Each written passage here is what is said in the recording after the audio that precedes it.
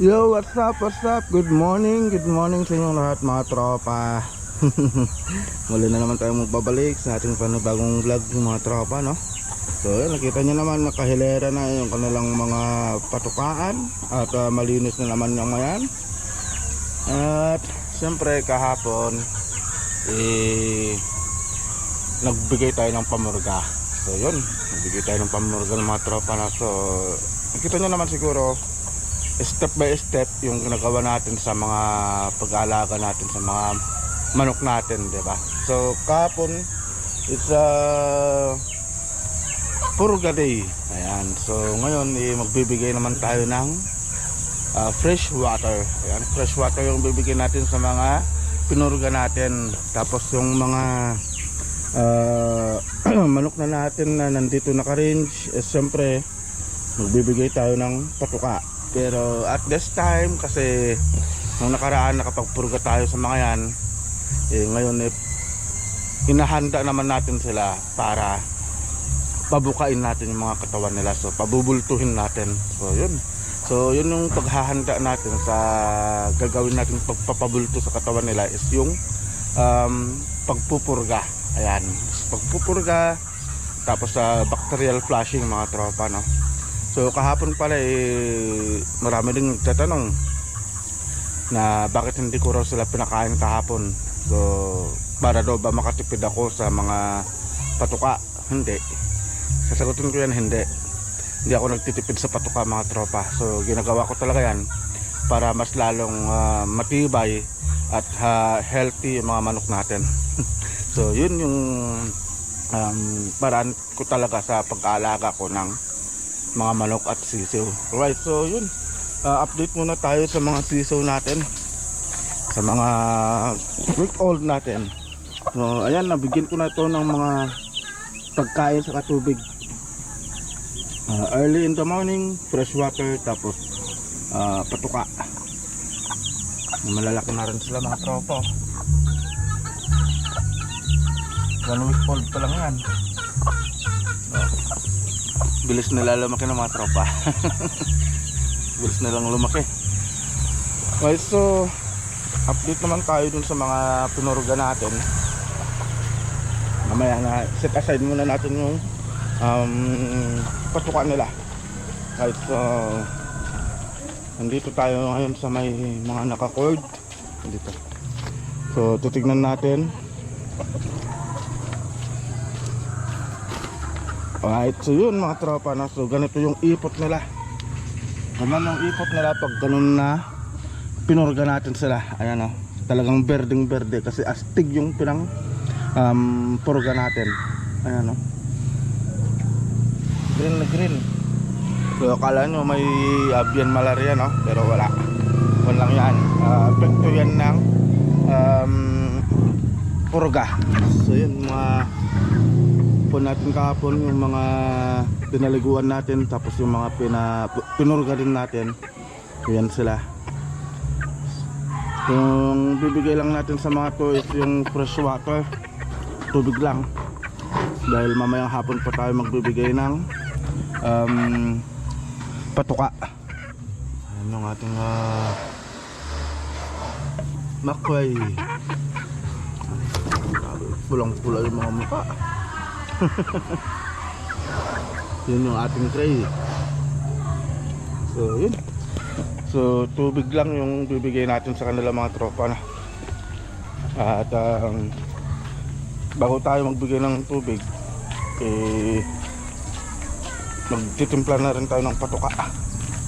So yun, bibigay tayo ng patuka sa mga chikiting natin at sa mga manok natin.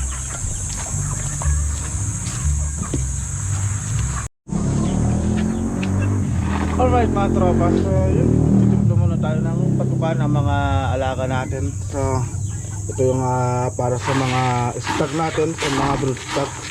Yan, o yung mga stag natin sa naka-range. So para sa kanila to, kasi yung mga brood stag pala natin is nandun pala sa kabila. Pero yung mga stag natin is nandito pa sa range. So yun, Pero yung mga broodcock natin kasi mga tropa, ang binibigay natin is yung Enerton. Right, so magtitimpla lang tayo ng patuka. Siyempre, ang kaagapay natin, ang Batman Pro. Kaagapay natin sa pag-aalaga ng manok. Right, so ito yung para sa mga malalaki natin. Tama na. Ganun lang.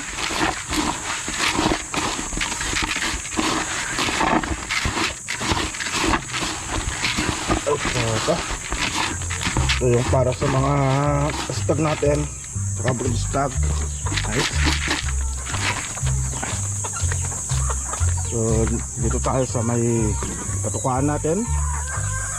So ito kasi mga tropa, may kainan kasi sila dun sa loob, kaya ang lalagyan lang natin nito is ito. Yan lang yung lalagyan natin. Tapos itong tatlong to. Yan. So saan na ba yung sukatan natin? So may sukatan kasi tayo sa pagkain nila para lahat yung pantay-pantay. Nasa loob yata. So kukunin natin mga tropa. Hanapin muna natin. Hindi to. So ito rin pala yung gamit natin sa may mga 1 month old natin. So ito, stag developer. Ayan, so 1 to 4. Ayan. 1 to 4. Okay, so papakita ko sa inyo mga tropa kung paano yung pagbibigay natin ng patuka pag ganitong umaga. Ay, hindi pala ito.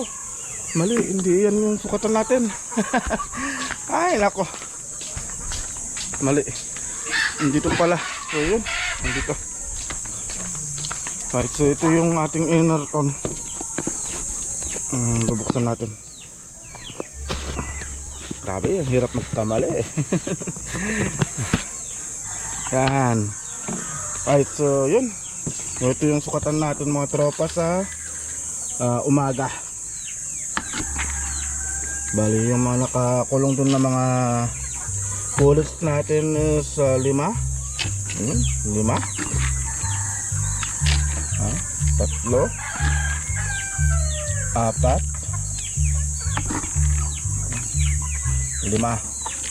Yun. Tapos yung mga nandun sa naka-cord na mga brood hen natin is 3. 3.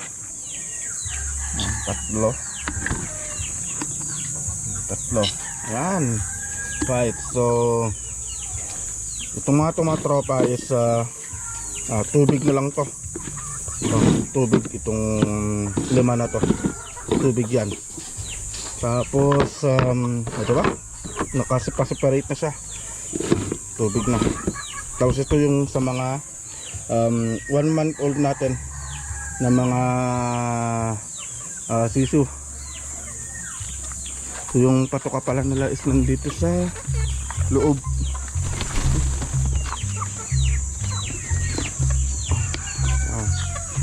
Titimplahan din natin ng Batman Pro to mga tropa, no? So gaya ng sabi ko, yung Batman Pro tuwing umaga ako nagbibigay pag ganun na hinahalo sa pagkain. Pero alam nyo ba mga tropa, yung Batman Pro na yan, nagsimula nung nag-start ako naggalaga ng manok, yan na yung tinuro sa akin ng isang breeder natin, isang breeder na idol natin. So gusto kong shout out si Sir Brian Cativo. Ayan, sir. Ayan yung tinuro mo sa akin. Ayan. So hindi naman masama magtanong, di ba? As siyempre siya yung naunang breeder na dito sa amin, kaya doon ako nagtatanong. Kaya sabi ko, hindi naman masama magtanong sa iba. So yun nga, nirecommend niya sa akin yung Batman Pro. Yan, Batman Pro. Tapos yung binibigay niya sa mga manok niya is yung Bilamil na B12. So yun. So hindi rin masama na may natututunan tayo sa mga veteranong breeder kagaya ni Sir Brian. Ayan. So hindi tayo dapat mahiya na magtanong, hindi tayo dapat mahiya na matuto. Kasi kailangan natin yan kung gusto mo talagang maging successful na breeder. Kailangan matuto tayo sa mga ibang tao sa tamang paraan pero pag yung mga haka-haka lang hindi yun hindi yun talaga maganda sa mga manok natin. Pag yung haka-haka, ay yung ganito pwede siguro yun, yung parang ganun, di ba? Pero pag yung ito kasi subok ko na to, makita mo naman yung manok ko, ito talaga ginagamit ko, mga ganun, yung may katibayan, yun ang susubukan natin, di ba? So sa mga anong tawag dun, sa mga nagbe-breed na kagaya ko na baguhan pa lang, alisin natin sa isip natin yun na yung parang ganito yung ginawa ko. Yan. So far gumaling naman. 'Di ba? Mayroong ganon. 'Di ba? So yun, hindi natin dapat na itanim sa sarili natin yung ganon, yung parang maniniwala agad tayo sa mga haka-haka ng iba. Pero mas maganda kung may malapit na breeder sa inyo, doon tayo magtanong ng ginagawa nila. Hindi masama kasi yung mga kapwa nating breeder na yan, hindi madamot yung mga yan. Kasi kung alam nila na nagmamanok ka, ituturo nila sa inyo kung ano yung dapat mong gawin. Katulad na lang, ano yung vitamins na ginagamit mo. Ayun, yung tanong kasi ako So ito yung ginagamit na Batman Pro. Talagang subok niya na umaga at hapon doon sa kanya pero sa akin kasi umaga lang ginagawa ko. Kasi sa kanya kasi marami na siyang manok, mga tropa, nahigit ng 100 ng manok na, pero sa akin kasi wala pang 50 to, kaya umaga lang yung ginagawa natin. Right, so yun, lagyan lang natin to ng patuka, tapos mamaya i-deliver na natin sa kanila ang mga patuka nila. So magiging GNT delivery tayo ngayon. Alright, so let's go. Simulan na natin to. Alright mga tropa, at yun na paubos na yung ating patuka.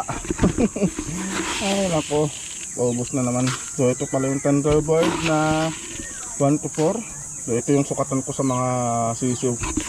Kasi yung mga sisiw kasi na yun maliliit pa naman, 1 month old pa lang naman, kaya ito pala yung binibigay kong sukatan ng pagkain nila.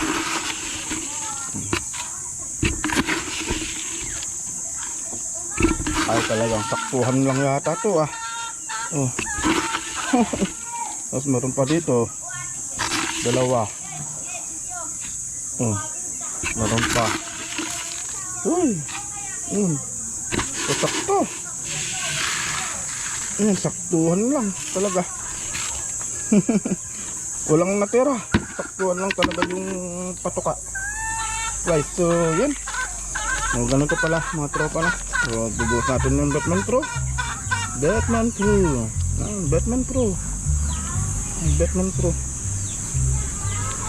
Hudburan natin. Para ka lang nagluluto dito no? Para ka lang nagluluto. Tapos syempre pag gustong sabawan, yan, sasabawan mo. At para lumambot, lagyan mo ng tubig, di ba? Right, so kuha lang tayo ng tubig. At para makapagtimpla na tayo.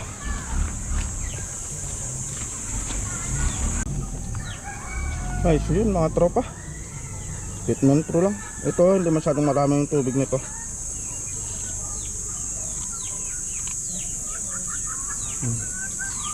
Ganyan lang. Right. Halo lang natin. So ganito lang ako maghalo ng patukan nila mga tropa na. So hinilera ko palang ganyan para makita nyo.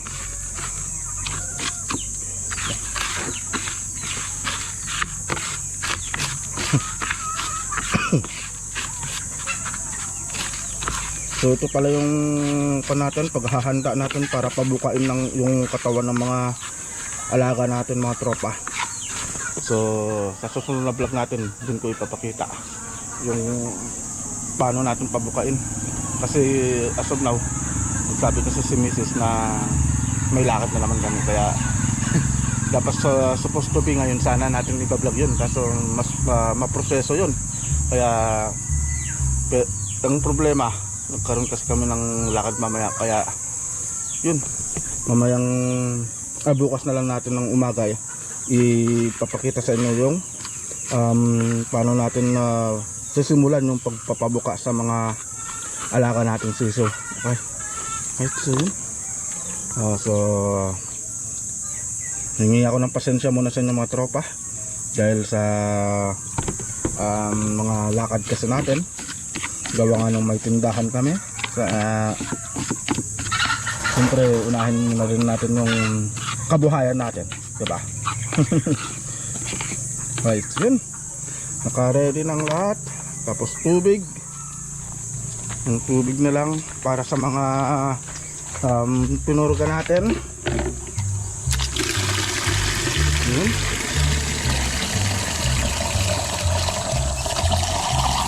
Right,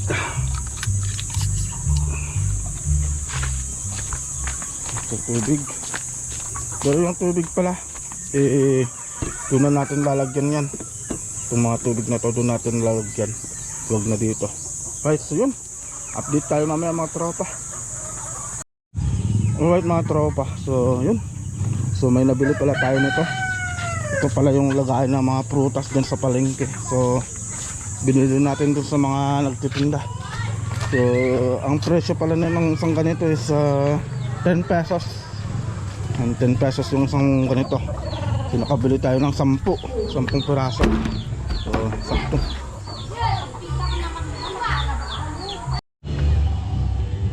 Alright mga tropa, so dito na tayo sa mga nakacord. So dito pala yung cording area ko. So dito natin na kinucord yung mga nahaharvest natin, pero as of now wala pa. Yun pa lang, andun pa lang sila. Going to be, soon to be,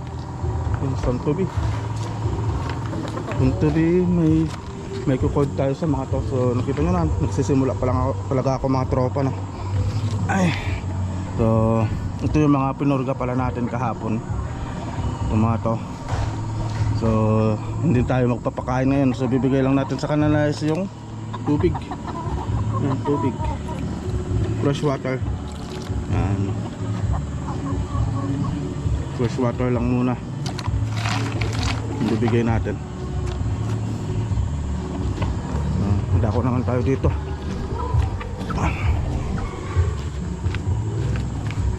Kasi mamayang hapon pa tayo magbibigay ng patukan nila. Tapos yun, babacterial flushing tayo. Tubig muna. Ano yung mga pinurga natin, no? Iinom naman naman yan. Madako naman tayo dito kay Talisay. Ay, si Talisayan. Talisayan. Ayan, sakto. Lumusot. Alam kong gutom na itong mga to, pero kailangan natin ng sakripisyo muna yung kanilang gutom. Ako naaawa din ako sa mga manok ko pag na nagugutom sila eh. Pero kailangan natin talagang gawin yun para sa kanila din, para maging healthy talaga sila. Dito yung ating gold. Ayan. Tapos lastly, yung ating isang manok. Ito yung kauna-unahang naging manok natin. Dito ko pala nalagay yung tubigan niya, kasi pag dito kasi anong tawag doon, nahalukay niya eh.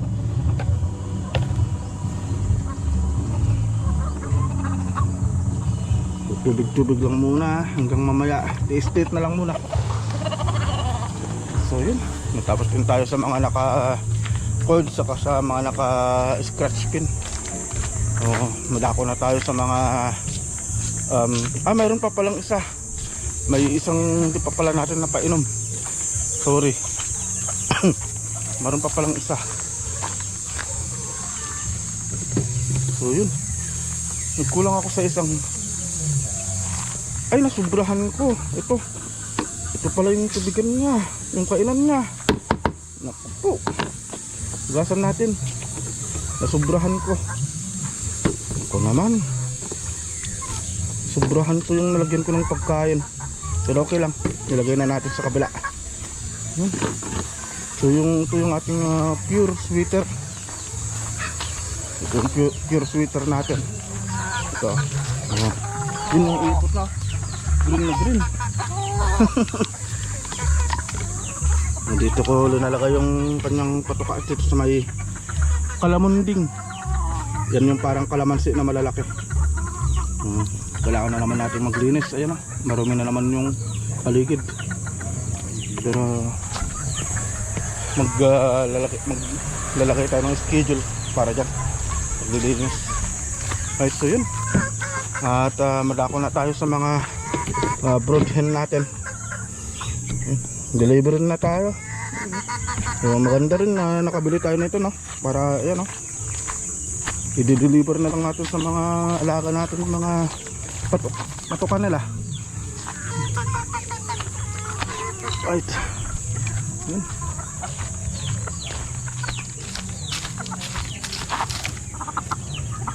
Para-paras lang yan. Para-paras lang ang sukat ng mga pagkain nila.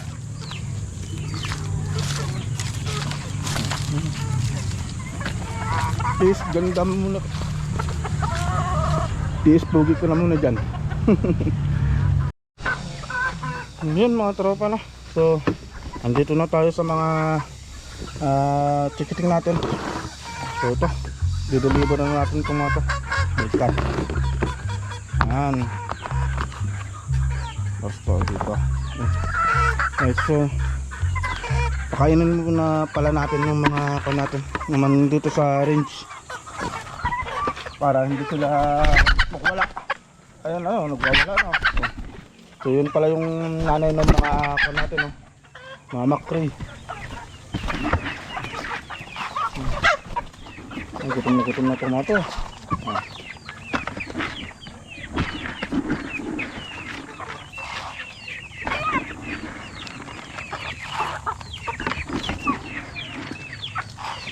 So may dalawang haharvestan pa pala tayo dito. Ito sa kayon. Itong mga to, bata pa kasi. Nasa running for 4 months pa lang to. Pero kaka 3 months lang. Nung 24. Kaka 3 months lang nila kaya hindi pa pwede. So dyan na muna sila sa range. So ito naman yung isang pan natin. Ito yung isang manok natin. Ang problema kasi dito nabulag. So ito, bigyan natin ng pagkain para makita natin. Ayan, nabulag.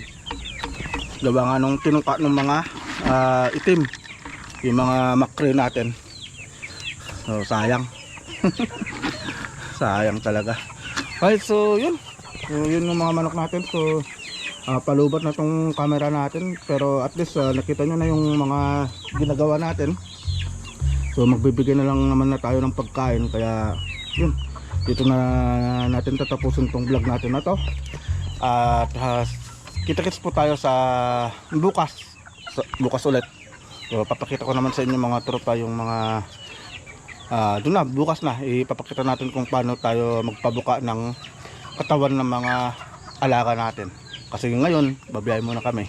At dahil sa biyahe namin na yun, dito naman natin sa vlog natin. Alright, see you sa next vlog natin.